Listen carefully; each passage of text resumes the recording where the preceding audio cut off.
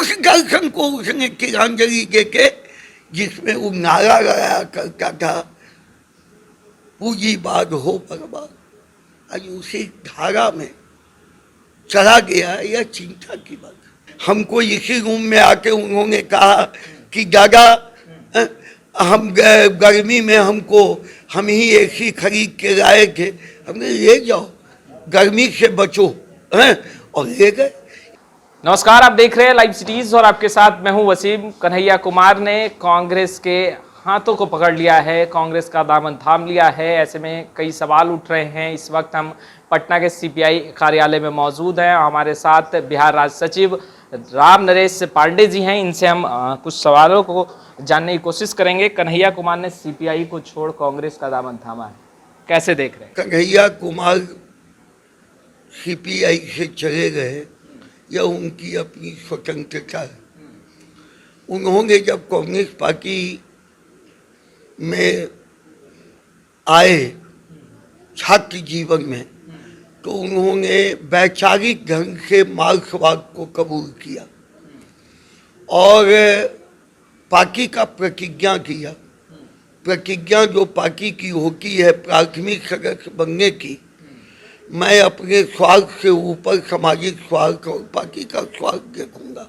मैं पार्टी के संविधान और कार्यक्रम को के अनुसार चलूंगा। तो आप मूल्यांकन कर सकते हैं, पढ़े लिखे लोग, पीएचडी लोग, मार्क्सवादी विचारधारा के लोग, अगर उन्होंने एक पूंजीवादी पार्टी, जो जिस पार्टी को छात्र एआईएसएफ के छात्र यूनियन के जेएनयू के चुनाव में उनकी कांग्रेस की आलोचना उन्होंने की थी, आप उसको देख सकते हैं। तो एक विचारधारा को उन्होंने छोड़ा। हमारी पार्टी या किसी भी राजनीतिक पार्टी में लोग विचारधारा से आते हैं। वामपंथ के अंदर खासकर भारतीय कांग्रेस पार्टी विचारधारा की पार्टी है, मार्क्सवादी दर्शन पर विश्वास है।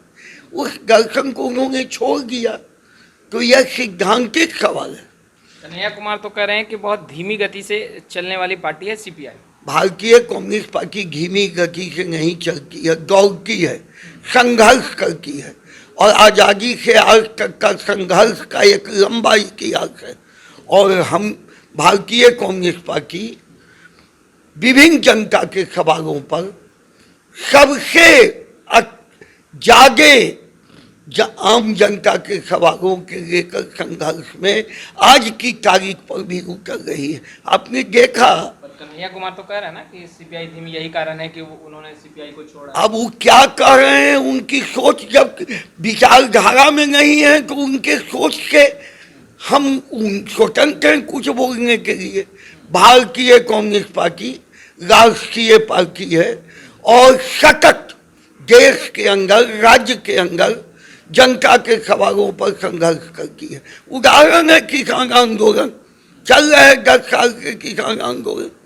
10 महीनों से हम लोगों ने, मतलब इस 10 महीने के आंदोलन में भारतीय कांग्रेस पार्टी, हमारा जन संगठन सड़क पर उतर के समर्थन कर रही है। आपने देखा 27 तारीख को भारत बंद बिहार में इस किसान आंदोलन के समर्थन में हमने 38 जिला में हमारी पार्टी अगुवाई की।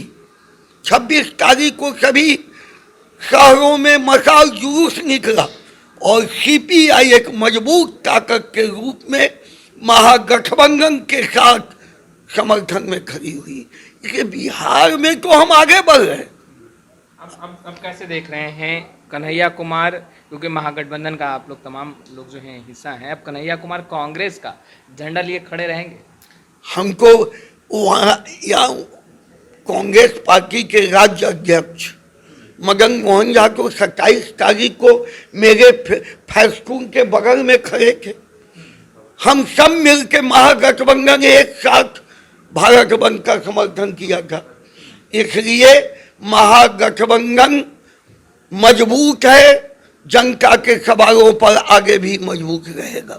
एक आखिरी सवाल, लगातार जो बातें निकल कर आ रही हैं हम भी चाहते हैं कि आप उस बातों को थोड़ा स्पष्ट कर दें, लोगों तक जो मैसेज जो है वो सही जाए, क्योंकि ऐसा माना जा रहा है कि कन्हैया कुमार इस कार्यालय में उन्हें एक रूम अलाउड किया गया था, एक रूम जहाँ पर वो आते थे अगर तो रहा करते थे, उस रूम में एक एसी लगा था और कुछ चीज़ें थी, वो भी कन्हैया कुमार यहाँ से लेके चले गए। ये क्या मामला क्या है? आप कितनी छोटी बात कर रहे हैं। हम नहीं कर रहे हैं, यह देखिए, यह बहुत छोटी बात है। विचारधारा को छोड़ना यह बड़ी बात है। वह आते थे, रहते थे, उनका अपना एक ही था। वो दूसरे जगह यहाँ रहने का जगह ठीक किया। हमको इसी रूम में आके उन्होंने कहा कि दादा हम गर्मी में हम ही एसी खरीद के लाए थे, हमने ले जाओ, गर्मी से बचो, हैं, और ले गए। इसीलिए आपसे परमिशन लेकर एकदम परमिशन इसी रूम में करे जाके हमने कहा। यह छोटी बात है, यह छोटी बात है।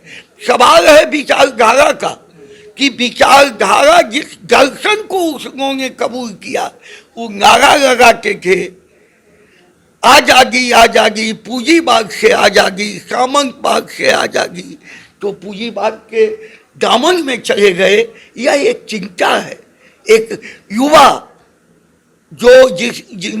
जो आवाज बनने में सहायक हुआ भारतीय कम्युनिस्ट पार्टी प्रारंभिक काल से, पार्टी मेंबर रहे, हम लोगों ने जेएनयू में अध्यक्ष का उम्मीदवार बनाया, जिताया।